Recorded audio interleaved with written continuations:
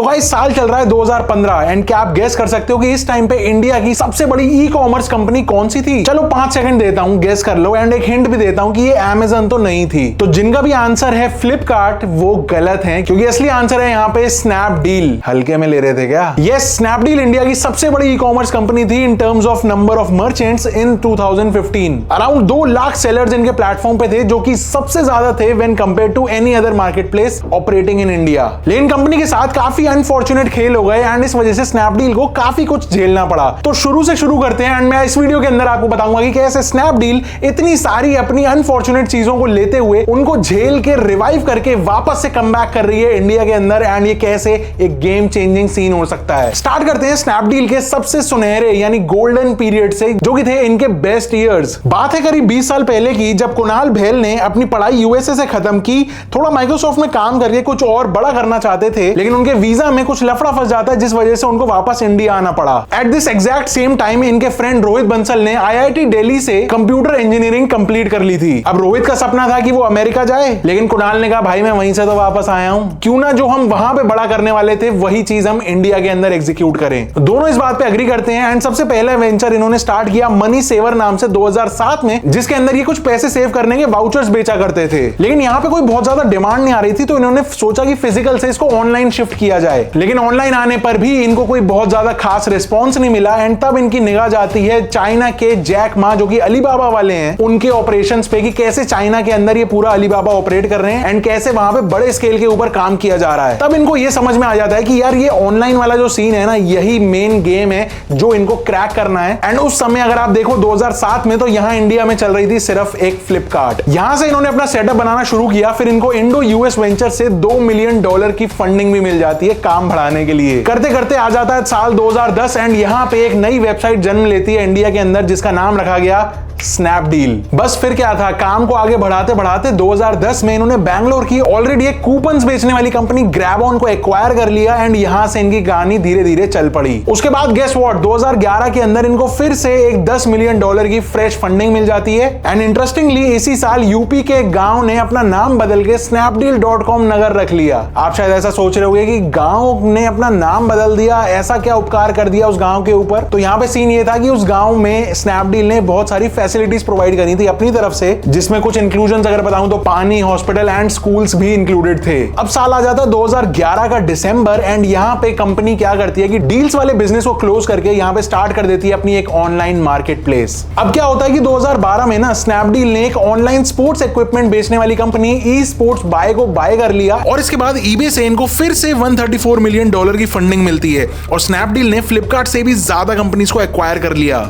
अब e sports bye अकेली company नहीं थी जिसको स्नैपडील ने एक्वायर कर लिया या फिर खरीद लिया, बल्कि ऐसी बहुत सारी कंपनीज और हैं। अगर कुछ मैं नाम लूं तो यहाँ पे एक है doostone.com, exclusively.com, शोपो, मार्ट मोबी एंड ऐसी छोटी मोटी और काफी सारी कंपनीज थी जिनको स्नैपडील ने एक्वायर कर लिया अपने बिजनेस को एक्सपैंड करने के लिए। लेकिन अब यहाँ से प्रॉब्लम स्टार्ट हो रही थी स्नैपडील के लिए, क्योंकि अब डेट आ चुकी है 5 जून 2013, जहां पे इंडिया में अमेज़न की एंट्री हो जाती है। लेकिन लड़ाई लड़ने के लिए स्नैपडील पीछे नहीं हटा, 2 साल तक अमेज़न को कड़ी टक्कर देता रहा। अगर एक्टिव यूजर्स की बात की जाए ना, तो 2015 तक नंबर ऑफ एक्टिव यूजर्स दोनों कंपनी से एग्जैक्टली मैच कर रहे थे। बस फिर क्या था, 2014 में स्नैपडील ऑलरेडी एक यूनिकॉर्न बन चुकी थी एंड एग्जैक्टली इसी टाइम यानी 2015 में कंपनी अपने पीक परफॉर्मेंस पे होती है, जहां पे इनका वैल्यूएशन $5 बिलियन से भी ऊपर का था। अब आप शायद सोच रहे होंगे इस टाइम पे फ्लिपकार्ट क्या कर रही थी? तो भाई फ्लिपकार्ट को ना डर उस टाइम पे अमेज़न का नहीं था बल्कि स्नैपडील का था, क्योंकि उस टाइम पे फ्लिपकार्ट के 44% मार्केट शेयर के बाद सेकंड नंबर पे अमेज़न नहीं बल्कि स्नैपडील खड़ी हुई थी। उस टाइम पे स्नैपडील का इंडियन मार्केट शेयर था 32% एंड सब तरह के सेलर्स उस टाइम पे स्नैपडील से जुड़ना चाह रहे थे। इनफैक्ट अगर मैं अपनी ही एक स्टोरी बताऊं तो यहाँ पे मैं भी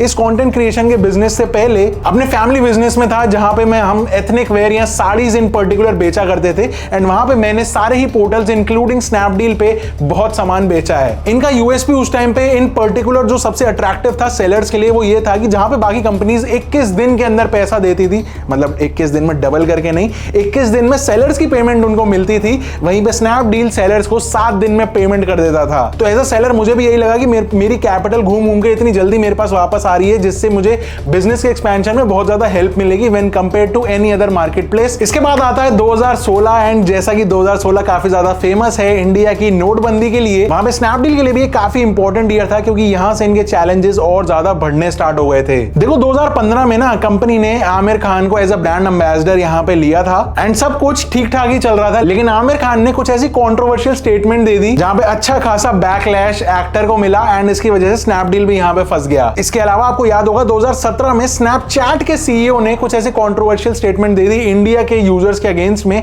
जिस वजह से इंडिया के यूजर्स बैकलैश करना चाह रहे थे स्नैपचैट को, लेकिन यहां पे स्नैप लिखते ही जब रैंकिंग में स्नैपडील ऊपर आ जाता है, सबसे पहले स्नैपडील पे क्लिक गया एंड यहां पे स्नैपडील पिस गया बीच में अनइंस्टॉल होने के लाइन में। अनइंस्टॉल करना तो था स्नैपचैट, लेकिन हो गया बेचारा स्नैपडील। लेकिन ऐसा नहीं है कि ये दो मेजर इवेंट्स थे, इसके अलावा कंपनी में इंटरनल प्रॉब्लम्स भी काफी सारी चल रही थी। 2017 तक कंपनी के फंड इतनी तेजी से खत्म हो रहे थे कि इनके फाउंडर्स को भी बिना सैलरी के रहना पड़ा, और रोहित और कुणाल ऐसा करने वाले पहले इंडिया के स्टार्टअप एंटरप्रेन्योर्स बन गए। अब इस टाइम पे हालत इतनी टाइट हो रही थी, कंपनी सेलर्स की पेमेंट भी एडजस्ट नहीं कर पा रही थी, जिस वजह से e commerce sellers association of India ने कुछ सेलर्स को स्नैपडील पर सेल करने से पहले अपने ड्यूज चेक करने को बोला। जो डेली के शिपमेंट्स थे 1.5 से 2 लाख वो गिर के आ गए थे 20 से 30 हजार। 2016 में आते आते ये कंपनी रैंकिंग में 3rd पे आ जाती है। और शायद आपको याद होगा 2017 में स्नैपडील और फ्लिपकार्ट के मर्जर की भी बात चली थी, लेकिन स्नैपडील ने वो डील रिजेक्ट कर दी, ये कह के कि भाई अकेले भी तो आगे चला जा सकता है। कंपनी ने कहा कि हम कंपटीशन क्या कर रहा है ये कम सोचते हैं, इनफैक्ट इस चीज पे ज्यादा फोकस करते हैं कि हम क्या क्या नया ऐड कर सकते हैं। तो यहां से ना कहानी दोबारा से थोड़ा सा एक ट्विस्ट लेती है, जहां पे 2018 ईयर आ जाता है एंड स्नैपडील दोबारा से